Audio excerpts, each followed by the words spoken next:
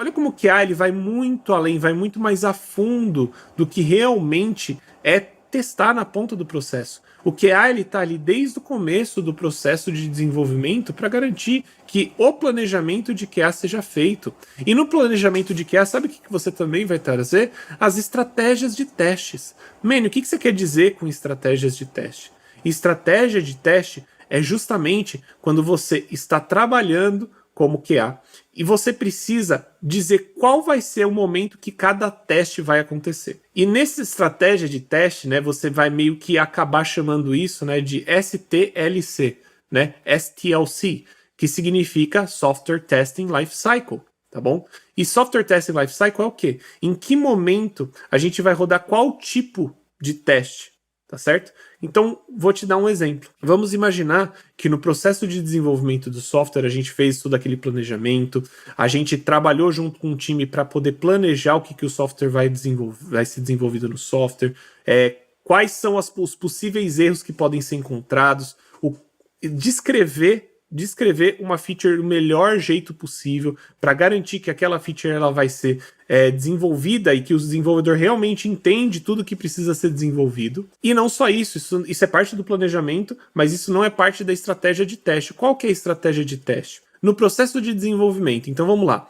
Uma feature ela foi escolhida para ser desenvolvida pelo desenvolvedor, certo? Então vamos imaginar que é justamente aquela feature de e-commerce, na qual você consegue dar um favorito, e ele vai te levar para uma página de favoritos.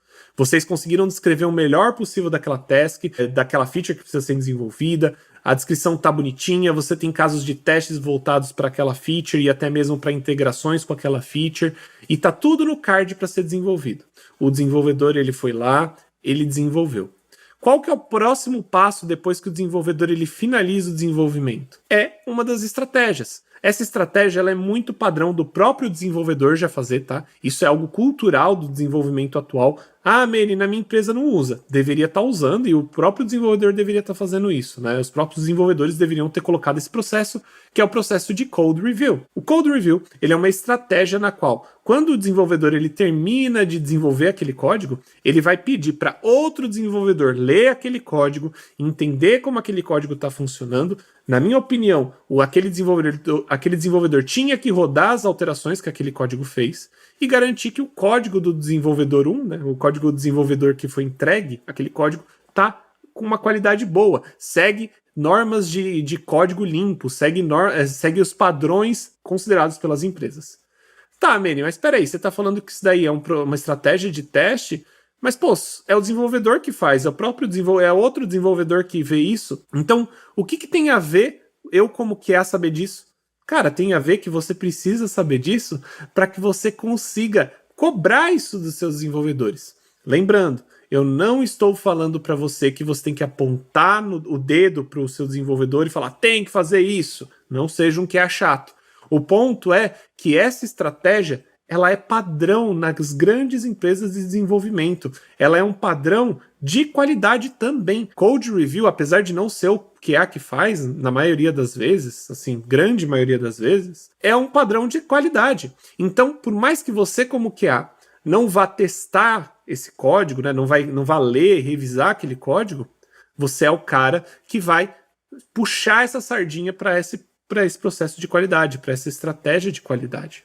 Tá bom? E esse é só o primeiro passo. E olha como mesmo você, sendo um cara que trabalha com qualidade, que às vezes não tem conhecimento profundo sobre desenvolvimento, principalmente se você é júnior na área de QA, tá tudo bem. Você pode ajudar a reforçar esse tipo de estratégia para dentro da sua empresa, tá certo?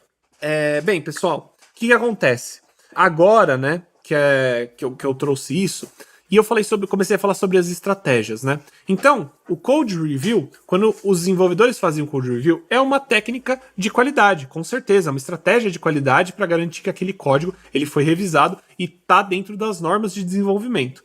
Como eu disse, feito pelos desenvolvedores, tá bom? Outro ponto que um QA vai trazer também é estratégia de, por exemplo, depois que aquilo foi testado, né? Depois que aquilo foi passado por Code Review, revisado, né? Não testado. Passou por Code Review, entrou, por exemplo, na parte de teste, que é aí realmente onde você vai botar a mão na massa e testar manualmente. Qual tipo de teste você vai realizar? Então, depois que eu testei aquilo, eu testei a feature, eu só vou testar a feature que foi desenvolvida? Não.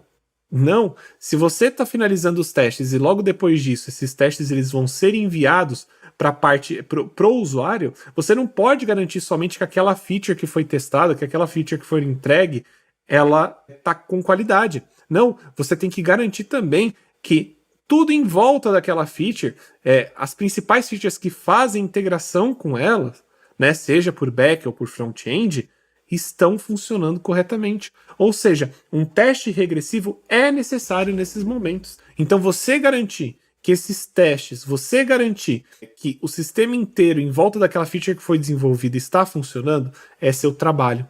Às vezes você precisa até mesmo contatar outros times, dependendo se aquela sua feature pode fazer alguma diferença no desenvolvimento. E você não deveria fazer isso nesse momento, você deveria ter feito isso no momento do planejamento, tá? E aí, um teste regressivo, talvez você já tenha ouvido essa palavra, né? É um teste que precisa acontecer. O teste regressivo, ele vai garantir que não somente a nova feature foi testada, mas que tudo em volta dela, naquele sistema, está funcionando e foi testado, tá bom?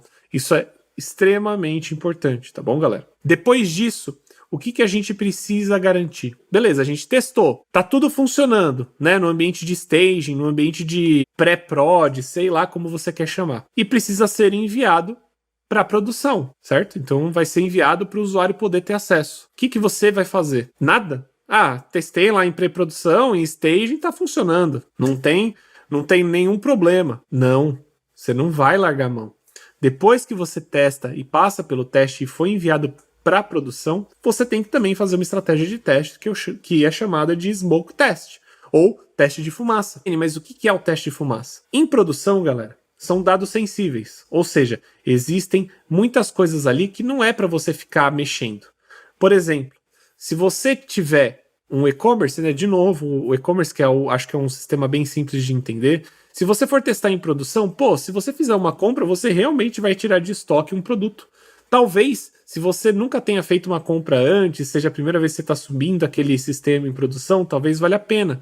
Mas se for uma subida de uma feature dentro do e-commerce, não necessariamente você vai precisar testar todas as funcionalidades que nem num teste regressivo. Mas o Smoke Test ele vai garantir que não somente aquela nova feature que foi implementada está funcionando, mas que as principais fluxos do sistema ou os principais casos de testes do sistema estão funcionando como esperado. Isso é algo que você precisa fazer. Por quê? Porque se você não fizer isso e tiver alguma coisa errada, quem vai ver isso vai ser o usuário. E é a última coisa que você quer que aconteça. Mas, Manny, imagina se eu mando para produção e eu encontro nesse smoke test algum problema. O que a gente faz? A gente vai fazer um hotfix. A gente vai consertar qualquer coisa que estiver em produção. E dependendo do problema que for, vamos imaginar que é um problema visual. Tá quebrando uma linha ali uma linha do texto, né? O texto tá ficando torto numa parte ali, a gente precisa subir uma correção. A gente sobe um hotfix. E isso é feito o quanto antes. Por quê? Porque esse é um problema que acabou de ser trazido para o sistema e você precisa resolver isso o quanto antes. Manny, é um problema que impede as pessoas de realmente comprar. É um e-commerce. Isso é um problema com prioridade hiper alta, super urgente. O que a gente vai fazer? Rollback. O que significa o rollback? A gente vai pegar aquele sistema, aquela alteração que a gente fez, e quem vai fazer isso não é o QA, tá? É o desenvolvedor, tá? Quem vai mandar para produção é o desenvolvedor, quem vai fazer o rollback é o desenvolvedor, você só vai estar lá ajudando a coordenar isso. Então, vai ser feito um rollback, ou seja, o sistema ele vai voltar para a versão antiga, que não tem aquele bug. Vocês vão fazer a correção desse problema, achar esse problema, como corrigir, e aí sim vão poder fazer de novo o rollout, né? Vão poder fazer de novo o deploy, mandar para produção para o usuário poder testar. Vocês entendem? Olha como isso é tudo estratégia. Manny, meus devs meio que sabem desse rollback. Tudo bem. Só que você, como que vai ajudar a garantir que todo esse processo está funcionando de forma perfeita, tá? Com um fluxo que seja algo que realmente esteja na cultura do time. Então, tudo isso é de extrema importância. Você, como que está fazendo. E olha como isso, no momento do desenvolvimento, olha como você é importante para o processo. Você não é o cara só que fica testando lá na ponta. Não é esse negócio, para que testar se o usuário vai testar? Não. Se você quer ter um produto no mercado que realmente é levado a sério, né, um sistema no mercado que realmente é levado a sério, você não pode ficar subindo erros, problemas para o usuário pegar.